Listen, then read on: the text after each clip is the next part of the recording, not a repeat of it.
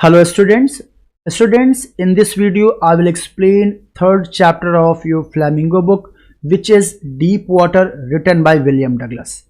So without delay let's start this chapter and yes, video को आप पूरा and तक देखिएगा जिससे कि ये चैप्टर आप कंप्लीटली प्रिपेयर कर पाएं। और कहीं पे अगर डाउट आपको मिलता है तो कमेंट बॉक्स में कमेंट करिएगा। आई विल ट्राई कि नेक्स्ट वीडियो में मैं आपको इस प्रॉब्लम को सॉर्ट आउट कर पाऊँ।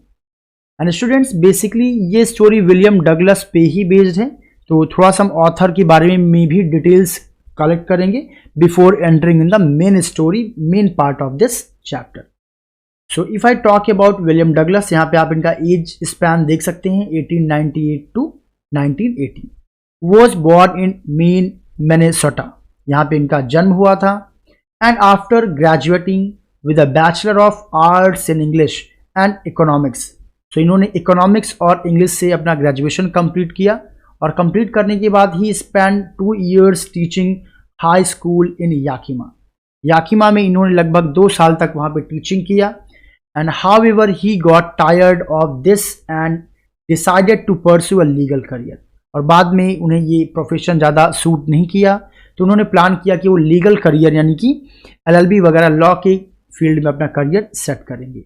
And there he met with Franklin D, और वहाँ पे अब इनकी मुलाकात होती है फ्रैंकलिन डी से। सो नाउ एट येल पे इनकी मुलाकात हुई थी and became an adviser and friend to the president, और इसके बाद ये प्रेसिडेंट के एडवाइजर और एक दोस्त भी बन गए, यानी काफ़ी फ्रेंडली इन लोगों के बीच में एक रिलेशन था। Douglas was leading advocate of individual rights. Basically ये किस फील्ड में काम करते थे, तो बेसिकली ये किसी के इंडिविजुअल राइट्स के एडवोकेट थे। एंड ही रिटायर्ड इन 1975, और 1975 में इन्होंने रिटायरमेंट लिया इस फील्ड से with a term lasting 36 years, लगभग 36 years का एक्सपीरियंस इनका रहा। And remains the longest service justice in the history of the court, और कोर्ट की अगर हिस्ट्री की बात की जाए तो काफ़ी लॉन्ग टाइम तक इन्होंने वहाँ पे सर्विस दिया। एंड द फॉलोइंग एक्सर्ट, ये जो कहानी है, is taken from of man and mountains by William O Douglas.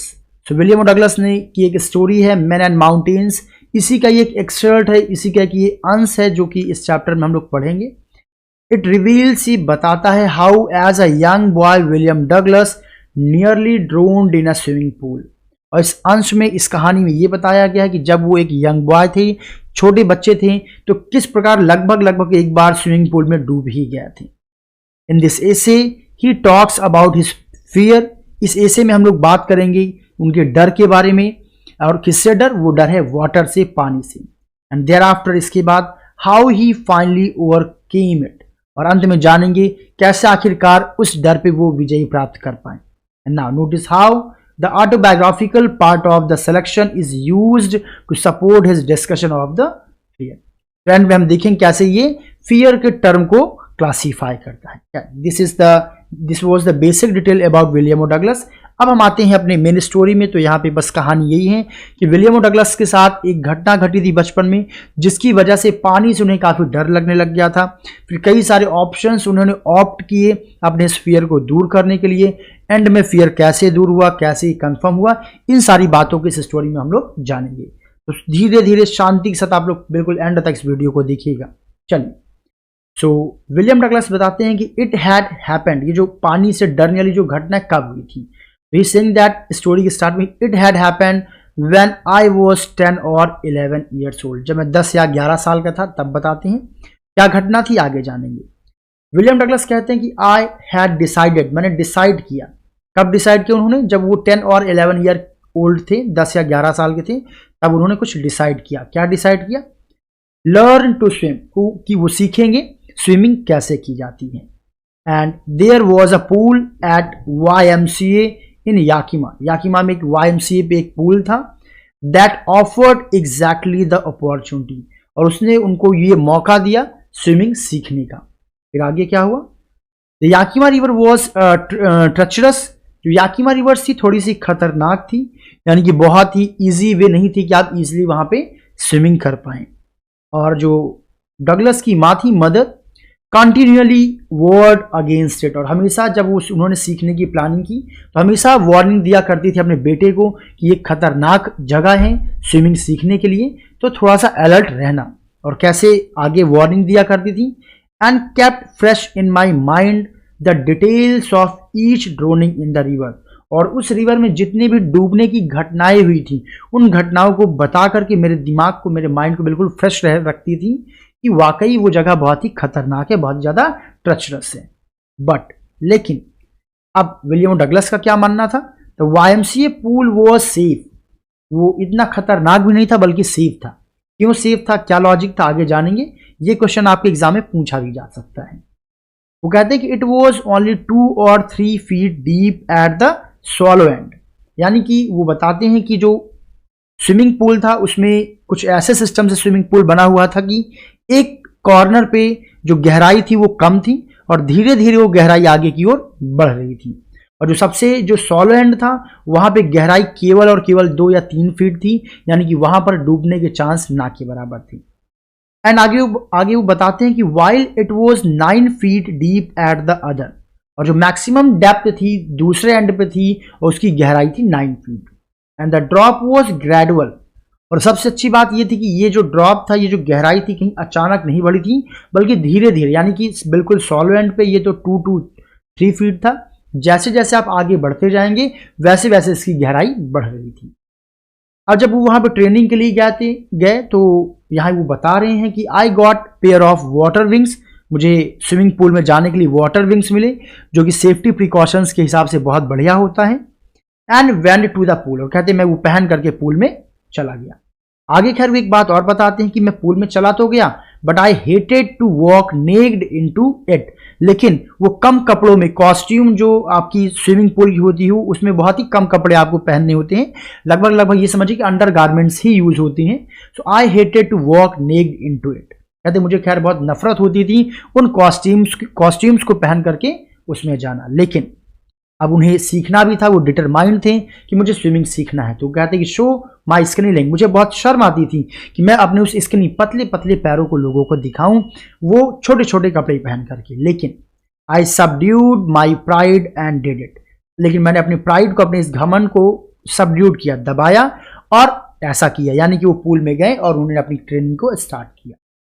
अब आगे वो क्या बता रहे हैं, फ्रॉम द बिगनिंग, जब शुरुआत हुई, however I had an aversion मतलब होता है हेटफुल होना, टू द वाटर, मुझे पानी से नफरत थी, यानी कि वो कंफर्टेबल फील नहीं करते थे। And when I was in it, जब कभी भी मैं पानी में हुआ करता था मुझे कंफर्टेबल महसूस नहीं होता था।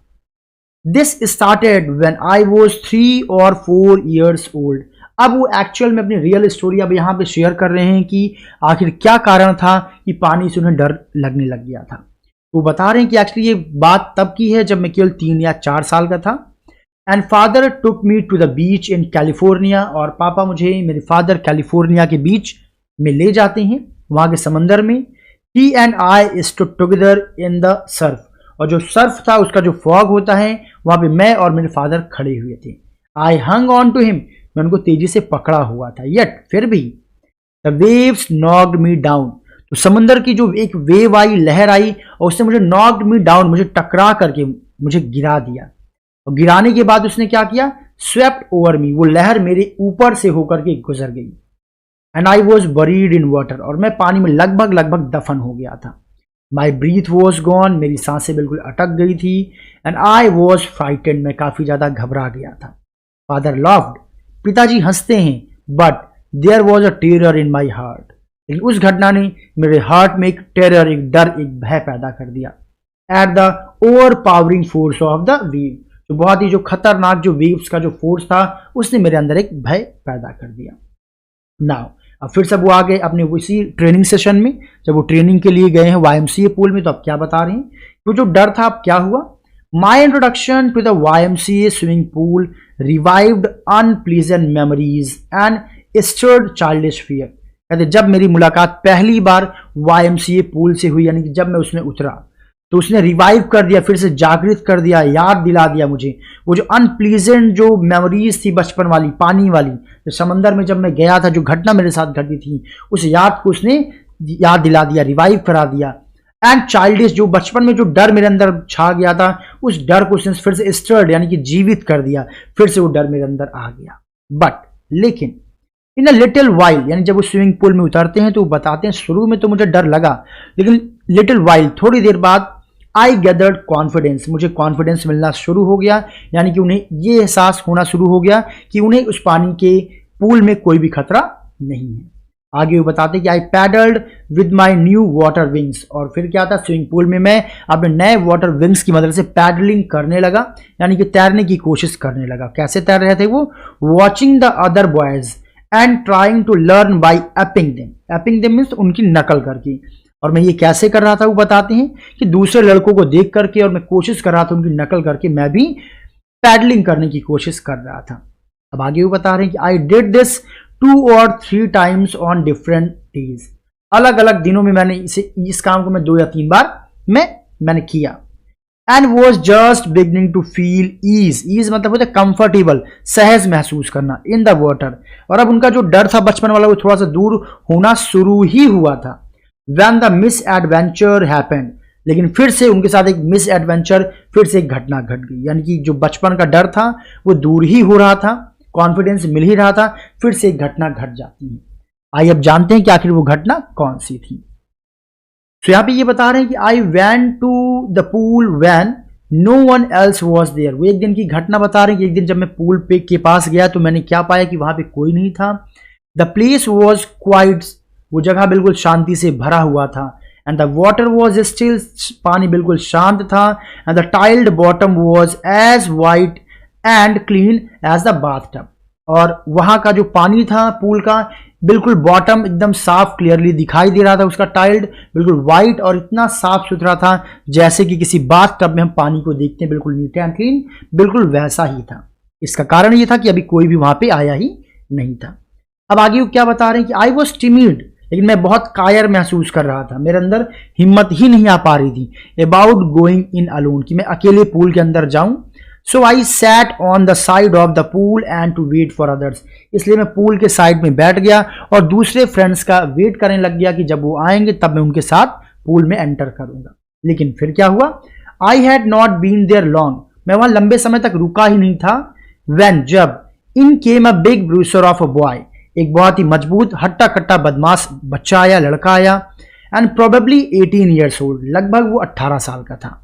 He had thick hairs on his chest, उसके चेस्ट पे काफी थिक हेयर्स थे। And he was a beautiful physical specimen with legs and arms that showed rippling muscles, यानी कि वो एक अच्छा खासा फिजिक वाला, यानी अच्छा पर्सनैलिटी वाला व्यक्ति था जिसके लेग्स और आर्म्स काफी रिपलिंग थे, यानी काफी अच्छी मसल्स, काफी अच्छी पर्सनैलिटी, यानी काफी मजबूत हट्टा कट्टा वो लड़का था। एंड ही येल्ड, वो मुझको देख करके चिल्लाता है और कहता है, कमेंट करता, हाई स्किनी क्यों बोलता है, क्योंकि वो उस समय विलियम डगलस काफी दुबले पतले थे। और वो लड़का बोलता है कि how would you like to be ducked, अगर तुमको उछाला जाए तो तुमको कैसा लगेगा। इतना कहने के बाद ही उस लड़के ने क्या किया, विद दैट, ये कहने के बाद, ही पिक्ड मी अप, उसने मुझे उठाया, and tossed me into the deep and, और मुझको जो गहराई वाला हिस्सा था उधर की ओर मुझे उछाल करके फेंक दिया। I landed in a sitting position, और वो बताते हैं इसके बाद मुझे इतना भी वक्त नहीं मिला कि मैं अपने पैरों को खोल पाऊं, वो सिटिंग पोजिशन पे ही मैं उस पूल में जाकर के गिरा। एंड swallowed वाटर, पानी पी गया। And went at once to the bottom, और पहली बार में तो डायरेक्टली मैं कहां पहुंच गया, नीचे पहुंच गया। एंड आई वॉज फ्राइटेंड, मैं घबरा गया, but not yet frightened out of my wits, लेकिन इतना ज्यादा मैं घबराया नहीं था कि मेरा विट्स, मेरा विवेक, मेरी बुद्धिमत्ता, मेरा कॉमन सेंस काम करना बंद कर दे।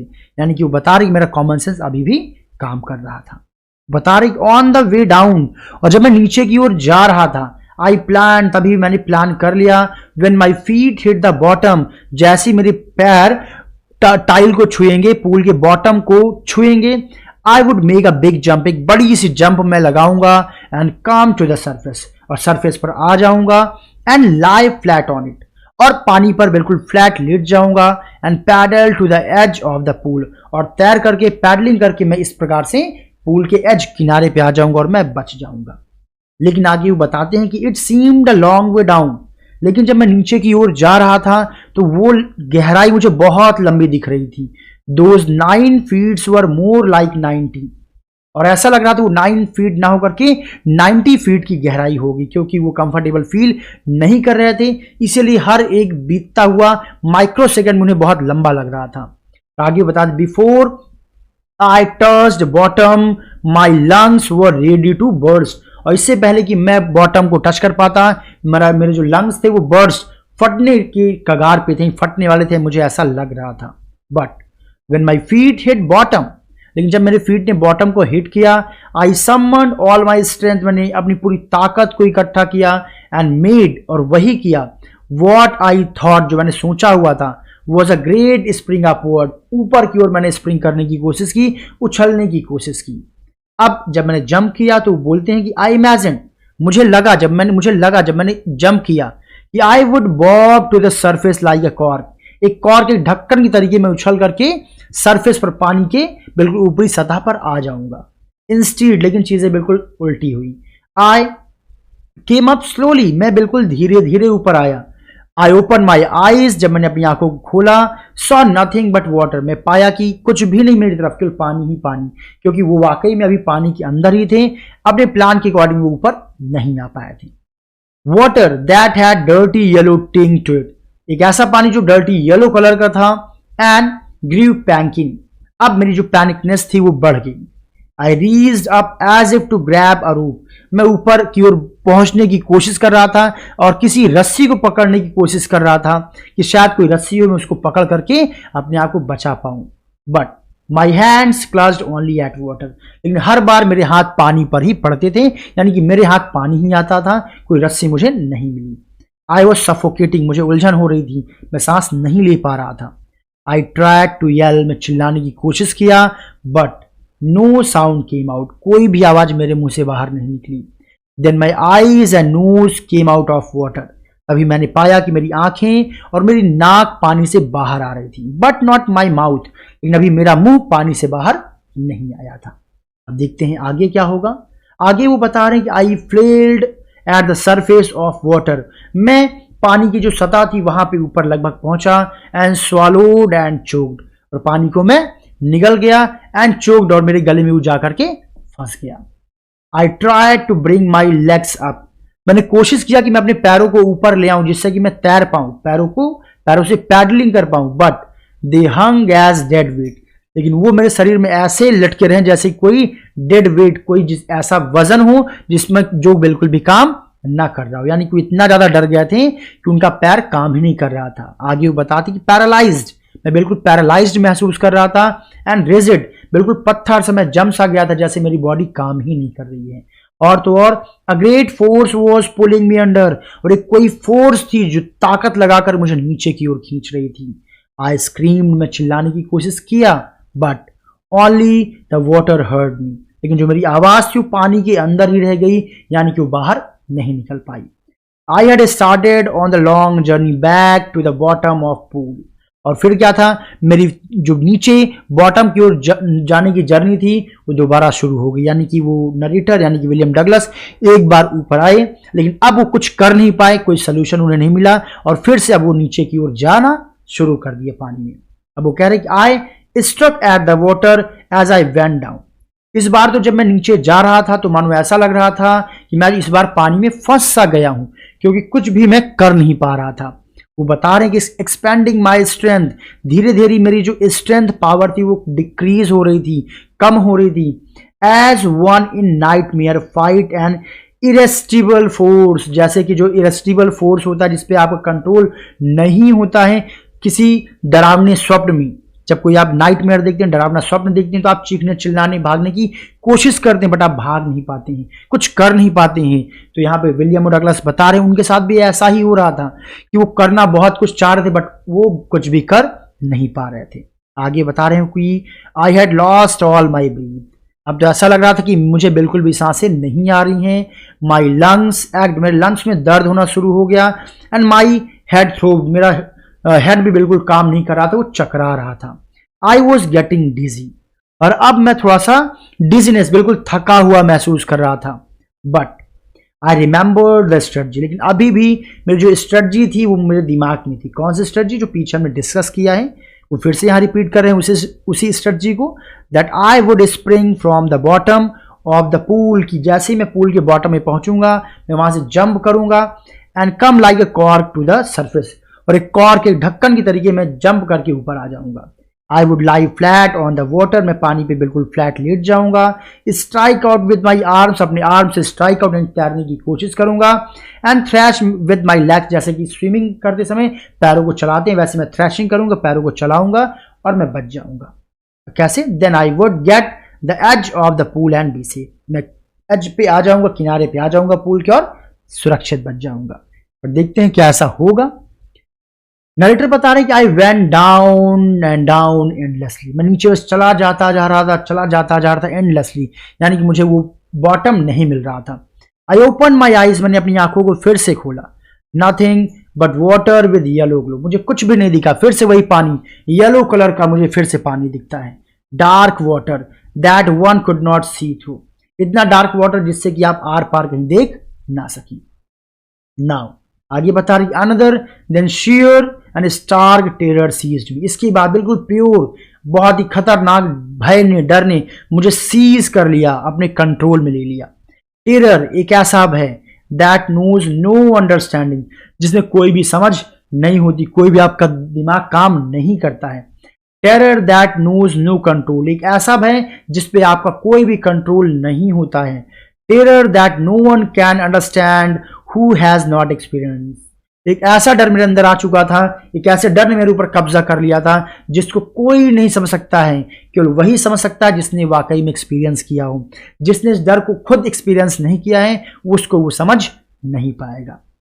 आई वॉज श्रीकिंग, मैं चिल्लाने की कोशिश कर रहा था पानी के अंदर, but I was paralysed under water, अब मैं पानी के अंदर बिल्कुल पैरालाइज्ड हो गया था, यानी मैं कुछ भी नहीं कर पा रहा था, मैं स्टिफ रिजिड हो चुका था डर की वजह से।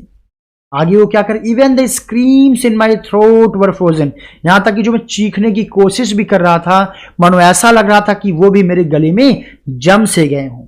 ओनली माई हर्ट, जो कि मेरा हृदय था, and my that the pounding in my head, जो मेरे हेड को महसूस हो रहा था, said that I was still alive, तो वही मुझे इशारा कर रहे थे कि अभी मैं जीवित हूं, नहीं तो पूरी बॉडी के हिसाब से तो मैं बिल्कुल मर चुका था। अब आगे क्या होगा, क्या विलियम डगलस की डेथ हो गई थी क्या, या फिर कैसे वो बची? आगे वो बता रहे हैं कि and then in the midst of the terror came a touch of a reason, अचानक से उसी भय के बीच में किसी वजह से मेरे अंदर एक चेंज आया। क्या चेंज आया? I must remember to jump, अचानक से मुझे याद आया कि अरे नहीं, मुझे आउट ऑफ सेंस नहीं होना है और याद रखना है जंप करना। कब? When I hit the bottom, जब मैं बॉटम को हिट करूंगा, यानी कि अभी भी वो आउट ऑफ सेंस नहीं हुए थे। एट लास्ट, और अंत में, I felt the tiles under मी, और अंत में मुझे टाइल्स मुझे मेरे पैरों के नीचे रियलाइज हुई। फिर क्या था? My toes reached out as if to grab them, मेरे अंगूठे टाइल्स तक इस प्रकार पहुंचते मानो कि उन्हें पकड़ना चाहते हैं। फिर क्या? जैसे मुझे टाइल्स का टच फील हुआ, आई jumped with everything I had, जितनी भी पावर मेरे पास थी पूरी पावर के साथ मैंने जंप लगाई। क्या हुआ देखते हैं। But the jump made no difference, लेकिन उस जंप का कोई मतलब नहीं निकला, यानी कि वो जो चाह रहे थे वैसा नहीं हुआ। The water was still around me, पानी अभी भी मेरे चारों ओर था, यानी कि वो ऊपर नहीं आ पाए। And he saying I looked for ropes, मैंने रोप्स की तलाश की, लैडर्स को ढूंढना चाहा, वाटर विंग्स को ढूंढना चाहा, बट नथिंग बट वाटर, मेरे हाथ कुछ भी नहीं आया, केवल पानी। A mass of yellow water held me, जो येलो वाटर जो पूरा मास था चारों ओर उसने मुझे पकड़ रखा था। Stark terror took an even deeper hold on me, और अब उस बहुत ही भयानक टेरर ने मुझे और ज्यादा गहराई से मेरे ऊपर कब्जा कर लिया और तेजी से मुझे पकड़ लिया। Like a great charge of electricity, बिल्कुल वैसे जैसे कि जो कोई ग्रेट चार्ज ऑफ इलेक्ट्रिसिटी होता है, व्यक्ति को अपने कब्जे में ले लेता है और तब तक नहीं छोड़ता जब तक कि वो मौत के कगार पे उसे न पहुंचा दे। वही हाल विलियम डगलस का था। आगे वो बताते हैं, आई शुक एंड ट्रेम्बल्ड विद फ्राइट, मैं भय की वजह से कांप रहा था, डर रहा था। माई आर्म्स वुडेंट मूव, अब तो मेरे हाथ भी मूव नहीं कर रहे थे। माई लेग्स वुडेंट मूव, मेरे लेग भी मूव नहीं कर रहे थे। And I try to call for help, मैंने मदद के लिए चिल्लाने की कोशिश की। टू कॉल फॉर मदर, माँ को कॉल किया मैंने, बट नथिंग हैपेंड, कुछ भी नहीं हो रहा था, कुछ भी मैं नहीं कर पा रहा था। एंड देन, और तभी strangely there was a light, तभी मुझे महसूस हुआ, कुछ रोशनी सा मुझे महसूस हुआ। वो बताते हैं कि actually I was coming out of the a full yellow water, उस ए फुल पेनफुल वाटर से एक्चुअली मैं बाहर आ रहा था, और जैसे जैसे बाहर आ रहा था वो लाइट मुझे रियलाइज हो रही थी।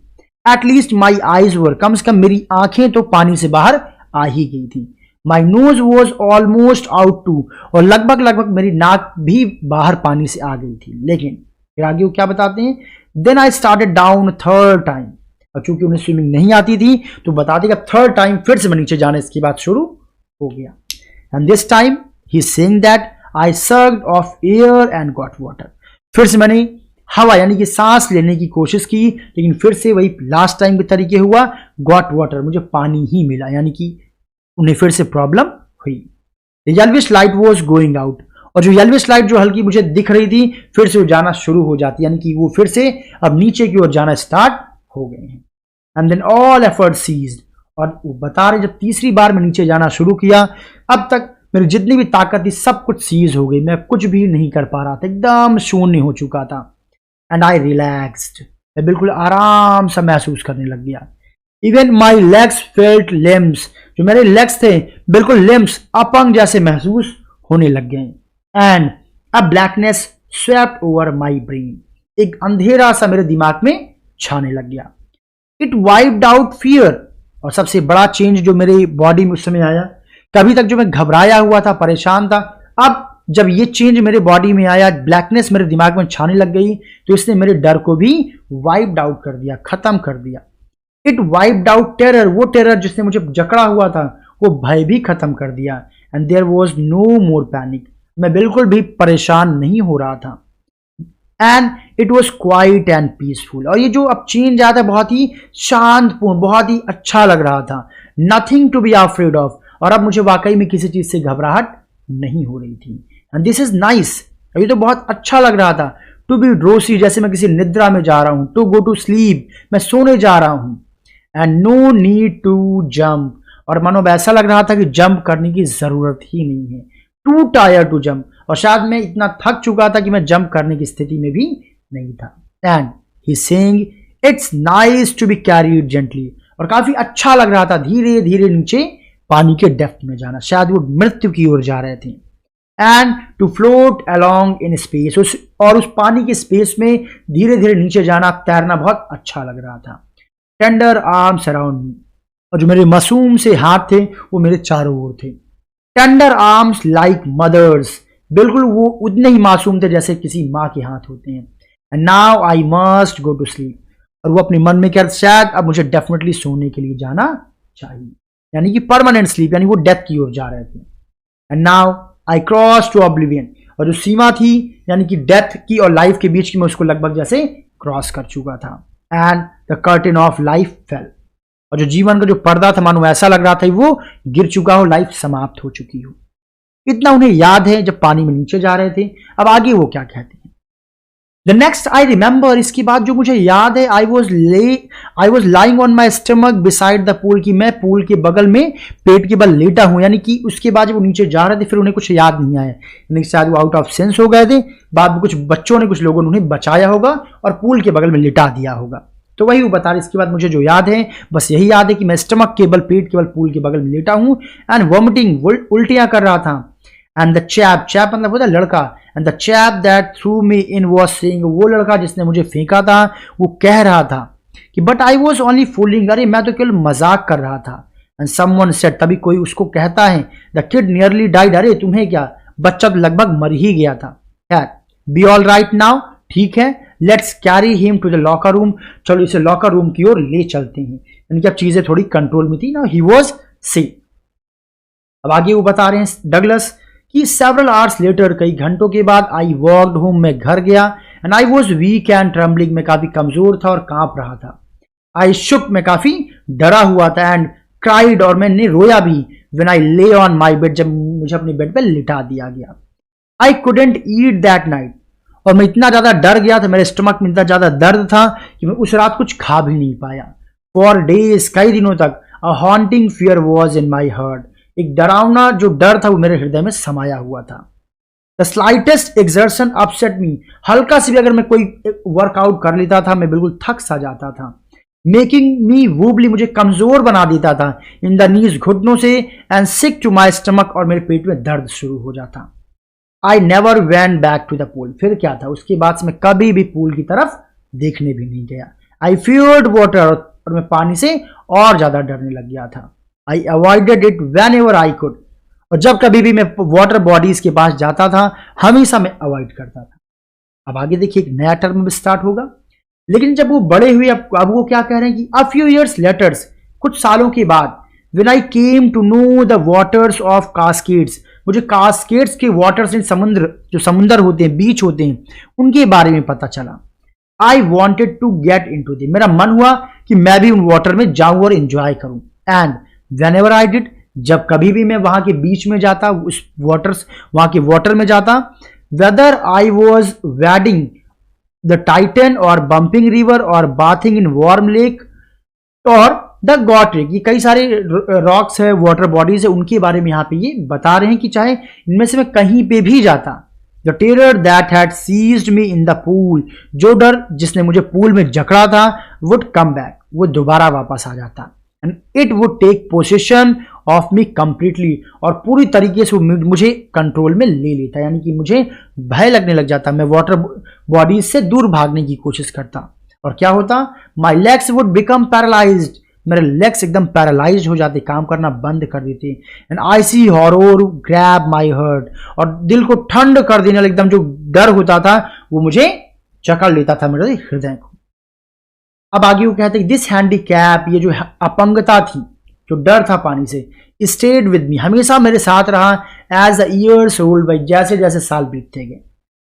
अब आगे वो बताते हैं यहां तक कि इन कैनोज ऑन मीन लेक्स, कभी मुझे अगर कैनोइंग करना पड़ता मीन लेक्स में, फिशिंग फॉर लैंडलॉक्स, मुझे लैंडलॉक्स जो फिश होती है सैल्मन, उनकी फिशिंग करने के लिए जाना होता, या बेस फिशिंग करना होता हेमिस्फीयर में, या ट्राउट, ये मछलियों के काइंड्स हैं, ट्राउट फिशिंग करना होता तो ऑन डेस्क्यूट्स पे, या फिर मेटोलियस इन ओरिजॉन में, और fishing for salmon on the Columbia और bumping lake in the Cascades, मतलब जहां कहीं भी, चाहे वो फिशिंग के लिए जाए, चाहे किसी कैनोइंग के लिए जाए, हर जगह वो कहते जहां कहीं भी मैं जाता था, वेयर एवर आई वेंट, जहां कहीं भी मैं जाता था, the haunting fear of the water followed me, वो डरावना डर पानी का मेरा पीछा करता, यानी कि मेरा पूरा रूटीन उसने बर्बाद करके रखा हुआ था।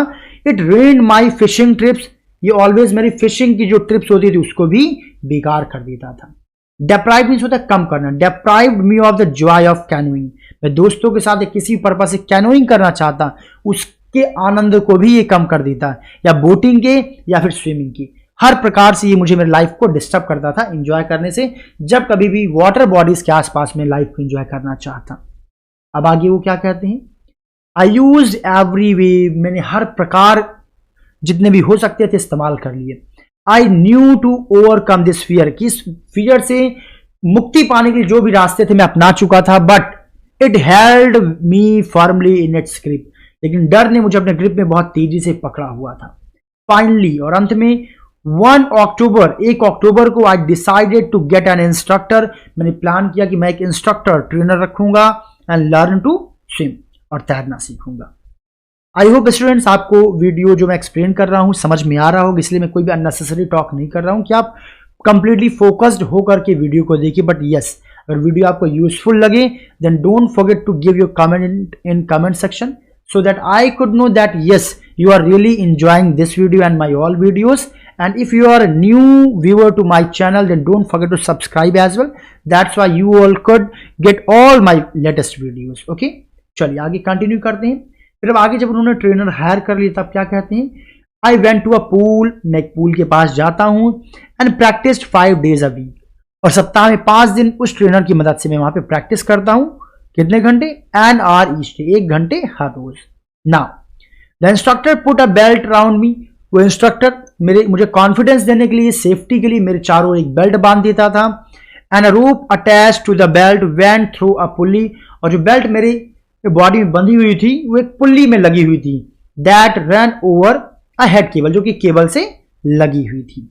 ही held on to the end of the rope, और रस्सी के किनारे वो पकड़ करके ट्रेनर बैठे रहते थे। कई बार आप लोगों ने जैसे पंजी जंपिंग वगैरह देखा होगा, अगर यूट्यूब पे वीडियोस में किया होगा, तो उन सब में ऐसे ही सेफ्टी प्रिकॉशंस बांधे जाते हैं जिससे कि आप थोड़ा सा कॉन्फिडेंस फील करो और किसी प्रकार का रिस्क ना रहे। तो वैसे उस ट्रेनर ने भी बॉडी को उनको बहुत अच्छे से बांध दिया था जिससे कि डूबने का खतरा उनको ये लगे कि बिल्कुल भी मेरे अंदर नहीं है और डगलस के अंदर कॉन्फिडेंस आ सके। अब वो क्या बताते हैं कि we went back and forth, इस प्रकार वो मेरी मदद कर देगी कि स्विमिंग पूल में आगे और पीछे रस्सी बांध करके आगे और पीछे जाने में, and back and forth across the pool, यानी पूल में के डिस्टेंस को मैं कवर करता था। And hour after hour, day after day, week after week, यानी लगातार वो उन्होंने प्रैक्टिस की, ट्रेनिंग की स्विमिंग करने की। एंड में क्या हुआ, on each trip across the pool a bit of panic seized me, कहते हर बार जब मैं पूल पे एक राउंड लगाता तो हल्का सा पैनिकनेस मेरे अंदर आता था, भले ही मैं कितना सेफ्टी से बंधा हुआ क्यों ना था। Each time the instructor relax his hold on the rope, और हर बार वो जो इंस्ट्रक्टर थे जो रस्सी को टाइट करके पकड़े रहते थे, हल्की से वो लूज कर देते थे जिससे कि मैं पानी के अंदर जा सकूं। आई वेंट अंडर, मैं पानी के अंदर जा सकूं। And some of the old terror return, और जैसे ही मैं पानी के अंदर जाता वो पुराना डर अभी भी मेरे अंदर आ जाता था, भले ही मुझे पता था कि मैं सुरक्षित बेल्ट से बंधा हुआ हूं। और क्या होता, माई लेग्स फ्रोज, और मेरे लेग्स बिल्कुल फ्रोज हो जाते, जम जाते।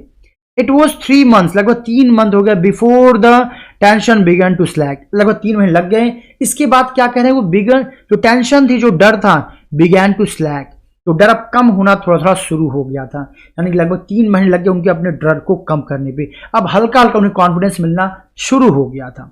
देन फिर ही taught me to put my face under water and exhale, आगे बताते हैं फिर ट्रेनर ने मुझे सिखाया कि कैसे अपने सर को, फेस को पानी के अंदर रख करके सांस लेते हैं, and to raise my nose and inhale, और कैसे अपने नोज को ऊपर करके इनहेल कर सकते हैं।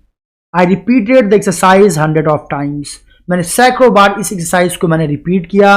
Bit by bit I shed part of the panic that seized me when my head went under water, फिर क्या था, जो डर मेरे अंदर आ जाता था जब मैं अपने सर को पानी के अंदर ले जाता था, धीरे धीरे करके मैंने उस पार्ट को शेड किया, यानी कि ठीक किया, यानी कि अब मेरा डर इस मामले में भी कम होने लग गया था।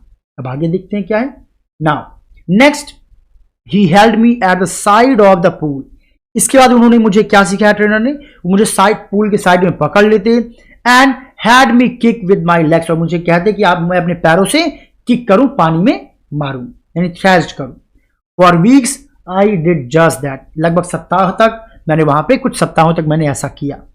एट फर्स्ट, शुरुआत में my legs refuse to work, मेरे पैरों ने मना कर दिया ऐसा करने से, यानी कि वो किक नहीं कर पा रहे थे, बट लेकिन दे ग्रेजुअली रिलैक्स, लेकिन धीरे धीरे मेरे पैर भी रिलैक्स्ड होने लग गए, कॉन्फिडेंस मिलना स्टार्ट हो गया। And finally I could command them, अब मैं आखिरकार अपने पैरों को कमांड दे सकता था। एंड दस, इस प्रकार से piece by piece he built a swimmer, trainer ने मेरे अंदर एक स्विमर पैदा कर दिया। And when he had perfected each piece, और जब उन्होंने मुझे हर एक चीज सिखा दी जो भी स्विमिंग से रिलेटेड थी, then he put them together into integrated whole, फिर उन्होंने मुझे कहा कि जितनी भी चीजें मैंने सिखाई हैं, अब उन सब चीजों को इंटीग्रेटेड मीन्स एक साथ क्या करो, अप्लाई करो। इन अप्रैल ही सेड, अप्रैल में उन्होंने कहा कि नाउ यू कैन स्विम, कि अब तुम स्विम कर सकते हो। डाइव ऑफ, डाइव लगाओ, and swim the length of the pool, और कहा जाओ पूल को कि पूरी लेंथ को तैर करके आओ। And crawl stroke, crawl stroke क्या होता है, ये एक तैरने की एक प्रक्रिया होती है, एक तरीका होता है, कई प्रकार के स्ट्रोक्स होते हैं, तो जब सामने से क्रॉल करते हो तो इसे क्रॉल स्ट्रोक बोलते हैं। ओके, एंड वो कहते हैं आई डिड, मैंने कर भी लिया। And the instructor was finished, इस प्रकार से इंस्ट्रक्टर का काम बिल्कुल फिनिश हो गया।